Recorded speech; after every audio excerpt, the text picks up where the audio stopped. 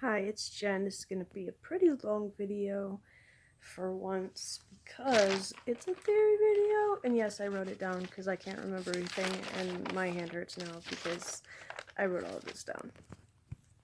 And I have a little visual aid I also drew for myself so I can have, congruent, cohesive thoughts here.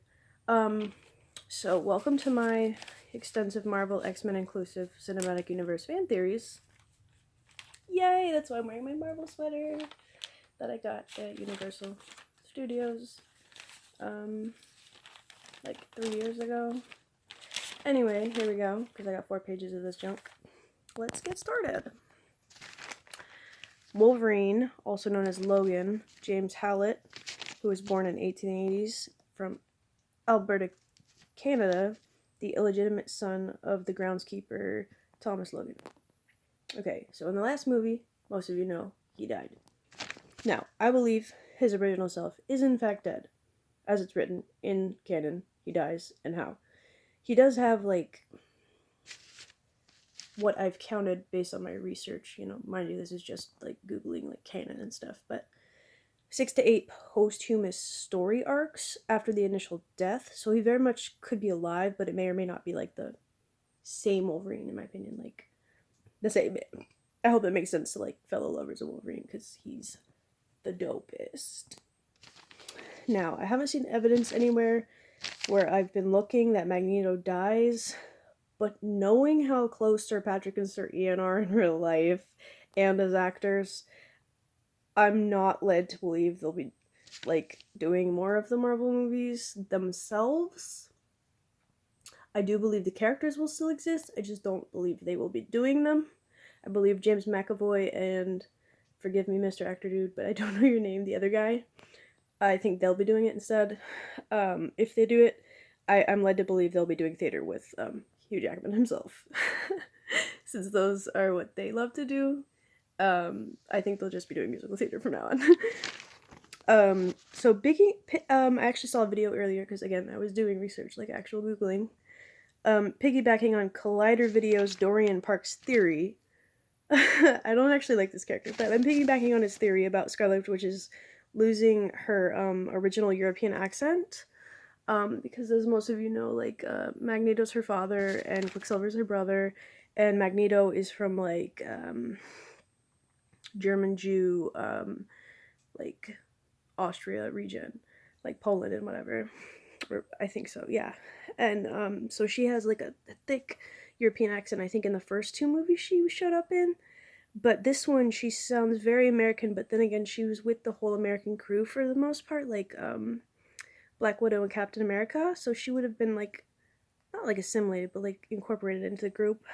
So I have 2 sub-theories of how and why the X-Men mutants will be placed into the universe. A lot of them is based on their incorporation of the Scarlet Witch into Magneto's lonely daughter into the Avengers.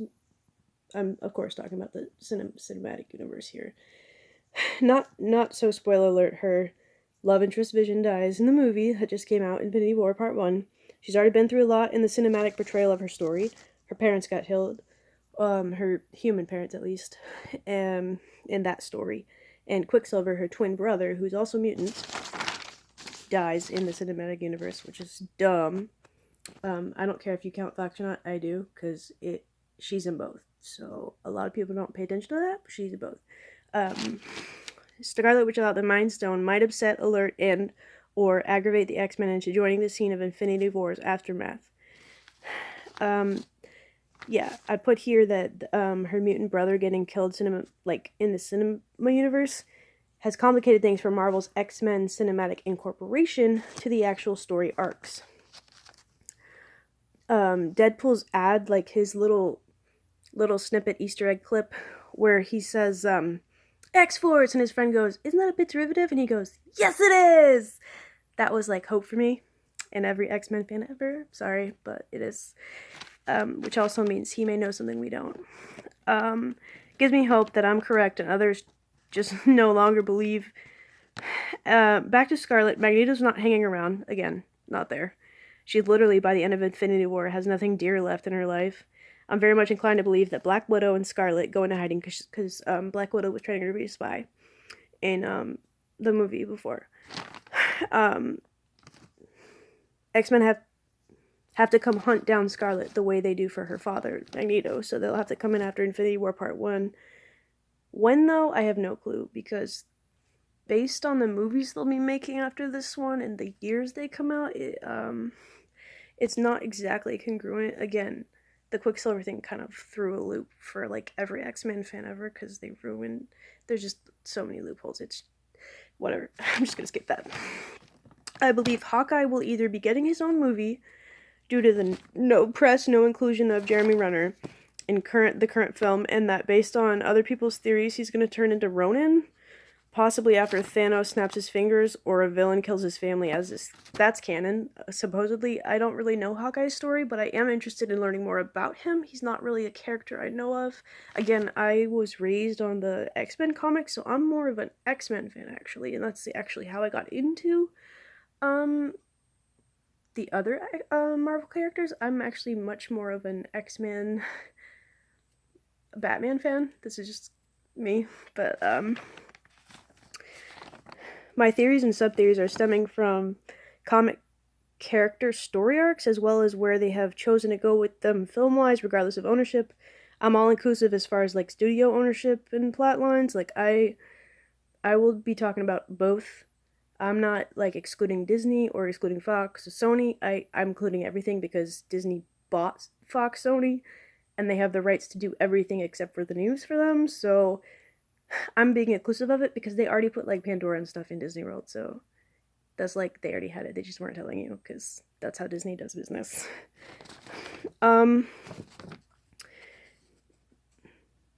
Yeah, again, including in this as a true X-Men fan. Like I really am a true X-Men fan. I've been watching it since the cartoon on, I think it was like Cartoon Network or something.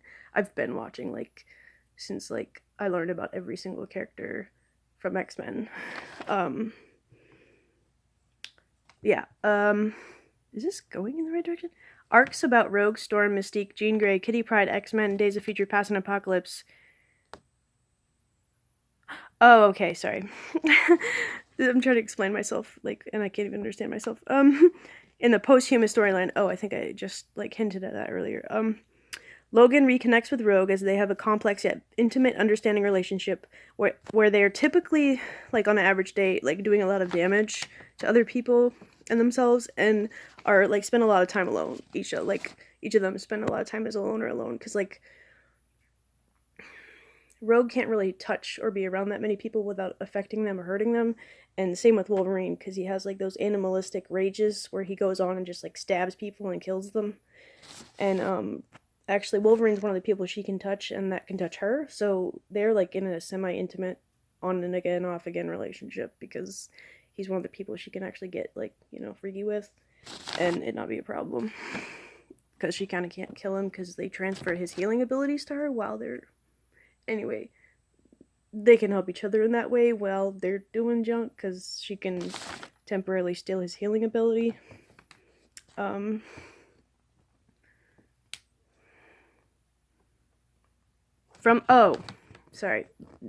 I'm doing this for a reason. I keep forgetting.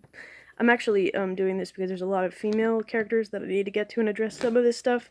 From this pairing, I know Rogue mothers a mutant or two. Not really sure where that ends up. Again, I know a lot of these storylines and I had to do some research for it, but some of it's relevant, some of it's not. So I'm just going to keep moving on. Eventually backtrack to... some of this is like superbly important, but like some of it's more subtle than others, and some of it's like really major. So like it just depends. I need to mention a couple other characters first, so this might not make any sense at all. So sorry, but it makes sense to me, and if you understand the storylines and the characters, you might get where I'm headed with this. Even if it doesn't sound like I know what I'm talking about, I'm sorry.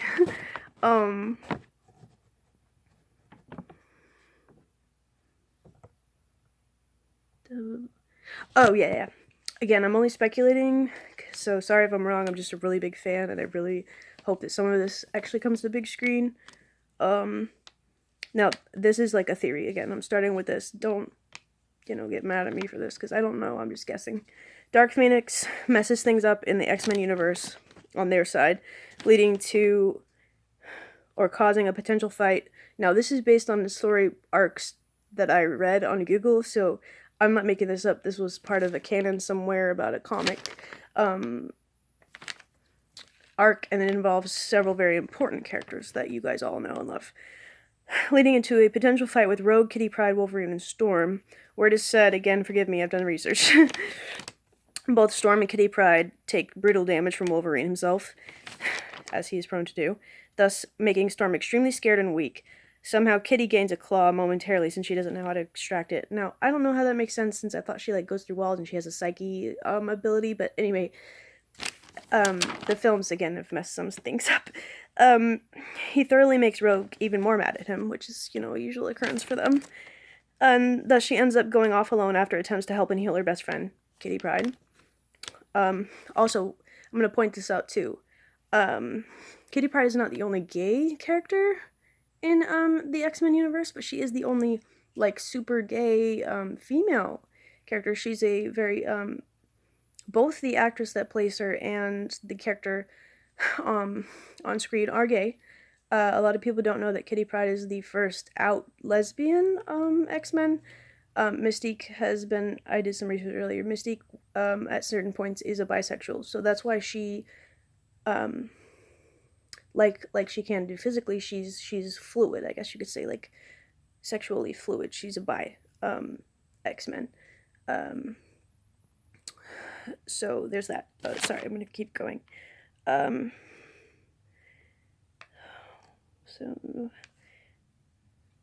Okay. That's what I was leading it to. Sorry. This is actually a major plot point, and it was minor when I was reading it, but when I kept going, it's very major because of a certain movie that just came out, and you're about to find out why. Storm ends up fleeing to Wakanda as she knows she will be safe there as a black mutant. She becomes a Wakanda's queen after some dark deviant acts, like killing off T'Challa's family and charming him into loving her, and in exchange she gives them rain and such for crop growth to increase the economy, etc., whatever she can do to help them. And she takes the throne. Storm mothers a mutant or few with T'Challa, and again, unknown as to whom, because I don't know all of the, mutant baby stories, because, some of these story arcs aren't the same, but this is actually a super important one with tie-ins as far as the MCU goes. This is, like, major, and also major for, like, ethnic people everywhere to see, because that character is really important, and she's also the only Black Omega. I'll get back to that later.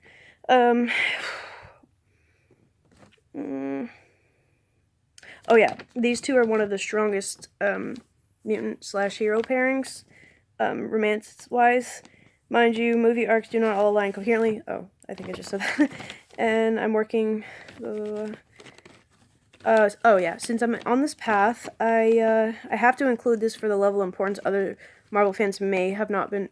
nobody's really been mentioning this stuff. Mystique, or Raven Darkholme, that's her human name, also mothers many, many mutants. Now, she's like, not like the mother of all mutants, but she's like the one that like produces the most. Probably both in retaliation against Magneto's infidelity and also as self-preservation against anti-mutant forces in the, X-Men superhero verse, whatever. Okay, so again, back to the thing I just brought up. Mystique, Rogue, Storm are all knowingly or unknowingly Omega-level mutants, like Gamora, Captain Marvel, or Nebula. And yes, Captain Marvel is... someone else told me that I love very dearly. I'm gonna believe them because they know their stuff, but I know X-Men better than anyone in my family, so this is kind of weird. Anyone who tells you that this isn't significant for future films is lying, and I'm just gonna leave it there because that's the truth. It is very significant. And also, all the Omegas that I'm aware of are female, which I think is very significant for the Marvel universe, because a lot of people said that, like, I love Gal Gadot, and that, like, for DC, Wonder Woman is the most powerful one. The way it was made, yes. I liked Wakanda too, but as far as importance of character, superhero-wise, together, I think all of them, and as well as DC's Wonder Woman, is very important for women to see this stuff on screen, because that means, like, we're important too, and I think that's really important to see. So going off of that, so yes, it's very significant and very important for people to mention and, like, know at least. Oh yeah, this is what I need you to know about Avengers if they become inclusive of X-Men post Infinity War Part 1. Um a lot of people no one's really mentioned any of this, and all my friends keep telling me I'm lying, and like I got off Facebook cuz people are stupid, but Heimdall and Side Mutants, I don't know their names, I'm sorry. But they're both, some of them are both in Apocalypse or Future Past, I don't remember which one it was, as well as some of the Marvel Cinematic Universe, um, like the Idris Elba's Heimdall for Thor. He was in both of that stuff. Um, and I think there was a couple of other ones that were both in the Days of Future Past one and like the Thor stuff, um, as both like Disney and the Fox ones. So I don't get people like coming at me about it because it's true. If you look it up, there are a couple characters that aren't really, they don't really have story arcs. They're like secondary or tertiary X-Men characters that are also in the MCU, and a lot of people don't seem to realize because they're not on screen for very long that they're very important. That's kind of important as to where the tie-in is because they've already been on screen. But some people don't know that. That's why they're like, I've seen this person, but I don't know why I've seen this person, and that's probably why. Like the Valkyrie lady, I swear she was one of them. So yeah, um, yeah. As far as the Scarlet Witch and other mutants' potential story arcs, cinematically, it's important because together they all are supposed to take down Thanos in, like, canon together and a couple of other villains as well. And they need certain X-Men for a few reasons. And back to the whole another little Wolverine tag, he's, like, everywhere, it seems. Um, as far as, there's a specific reason why Deadpool had to come out around now, too, even though it's his own little spin-off thing at the moment, because he is the one that initially creates, after all the stuff he's been through, he ends up creating the X-Force with Deadpool, Gambit, those are like his favorite buddies, and then a few other people who are like um, vigilante justice warrior people who are like either neither good nor bad, they're just kind of there doing whatever they believe to be is right. And we're used to that sort of thing by now from like, you know, Gambit, Deadpool, Wolverine, Saber. We're kind of used to that from those kind of people anyway. So all of this is supposed to lead into Infinity War Part 2, but of course cinematically, based on the timeline that Disney gave us, I don't think it's going to happen. Where they actually destroy Thanos. There are very specific characters, including Captain Marvel, which is why she's coming out next, that we need to see because they, especially her, she has certain abilities that other people don't have, and she's very important into taking them down. There are also some X-Men, maybe some of the people I mentioned, maybe some of them not. I'm actually about to show you the other thing that I did, because I've somehow just made it through the 4 pages, but there's another little thing that I think is really important here. See my little scribblings? Okay, so, now this is like a side thing based on a couple characters that I just mentioned through that whole thing, and I just wanted to bring it up because it is somewhat important to the whole, X-Men part of the plot line, in order for other people to understand where I'm coming from for how Wolverine and all them tie in, even though he may or may not be dead. Whatever, he's a player, you'll understand. So basically, I just did a little bit of research for X-Men characters. Basically, Mystique was with this dude, he couldn't make babies, and she was like, girl, I want to be a mom again. And she was like, fine, I'll fuck with this other dude. So she goes and like messes, like has sex with all these other mutants and dudes and whatever to see if she can like, you know, make more babies because she's, you know, crazy like that. And so apparently one of her like, you know, guys she gets with this saber tooth and you know, Raven, she's a little cuckoo. And then the guy she was with, I guess his name was Wagner. And she ends up birthing Graydon Creed. I don't know who that is. Apparently he ends up being some anti-villain, anti-hero person who hates mutants. I don't get it. Whatever. That's the little clip I read. I don't know anything about him. But I do know a bit about Nightcrawler. His name is Kurt Wagner, as you saw in the movies, and the man she is married to at the time, his name is something Wagner, and his actual human name is Kurt Wagner. And she ends up giving both of those boys up because those are her actual sons that she actually births. And when she gives birth to Nightcrawler, she's like really stressed out, so she goes back to her blue form because you know how she can be a human for extensive periods, so she can be either Raven or Mystique. And because it was like really stressful, and she had like just killed her father-in-law and stuff, so like he would shut her up about who, like, you know, who's the baby daddy stuff. She basically like killed Nightcrawler and Grayson's like granddaddy basically, so he would shut up and stop asking her who the baby daddy is, because they knew she cheated. And she had to give Nightcrawler up to like an adoption or to this lady, and she like randomly checks on him with his foster mom. And so you know, like, Nightcrawler, like, they find him and he's all like, "Does Jesus love me?" That's her son. And I already knew that. I just thought it was with a different mutant. um, and I did not know that her and Wolverine originally had a fling, which is why that one scene in that other movie is really confusing, but it makes a lot more sense now. They had like a minor fling and they got pissed off at each other, so they went separate ways. Now this is where it gets really weird and makes some of you uncomfortable. So be prepared for 2 seconds. And since she got it, I guess one of her friends or somebody was like, "Hey, adopt this girl, you lost your sons, whatever." And she's like, "Fine, I'll adopt this whatever person."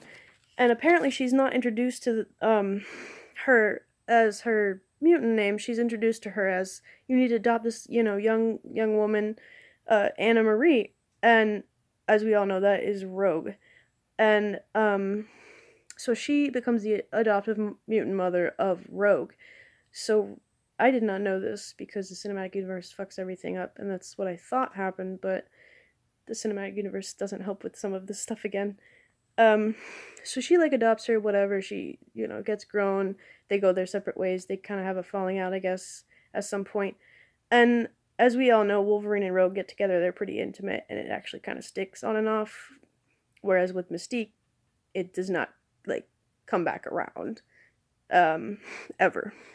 So there's like a bunch of shit that goes on with Mystique, Wolverine, and Rogue, and as we all know, Wolverine, Mystique, and Sabretooth have, I think I mentioned before, Sabretooth was Nightcrawler's father, and Wolverine is friends with Nightcrawler, so it becomes a whole, like, weird thing, I would think. So when she was still with Mystique as, like, I guess you could say, like, a pseudo family, Mystique gathers all these like mutant brothers and sisters and whatever, and creates the Brotherhood of Evil Mutants, which you've seen before, some of them. In the cinematic universe, I believe we've seen some of that a little bit, not too much, but Mystique and Magneto have their ways of getting with the weird mutants. So they join, and that's actually how Rogue meets her best friend Catherine Pryde and Pyro, like Johnny Firestorm, dude. And apparently they all got into a fight with like the Avengers and company, and Rogue somehow absorbs Miss Marvel's psyche and powers permanently, which explains the whole weird power thing she's got going on. And apparently it also freaks like Rogue out.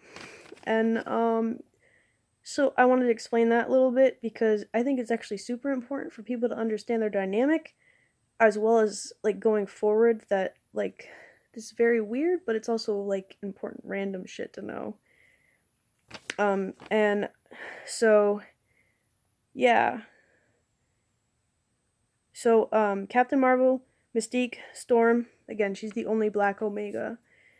Rogue, Gamora, and Nebula so far are the superheroes that I believe are Omega level that are confirmed that I know of. There might be dudes too, like what's his name? The fuck, Guardians. The Guardians dude. Whatever his character's name is, and he's a demigod in Thor, but the rest of them I don't know. Like, but yeah. Hopefully any of what I just said made sense. Have a great day, and I guess I'll see you at the movie theater.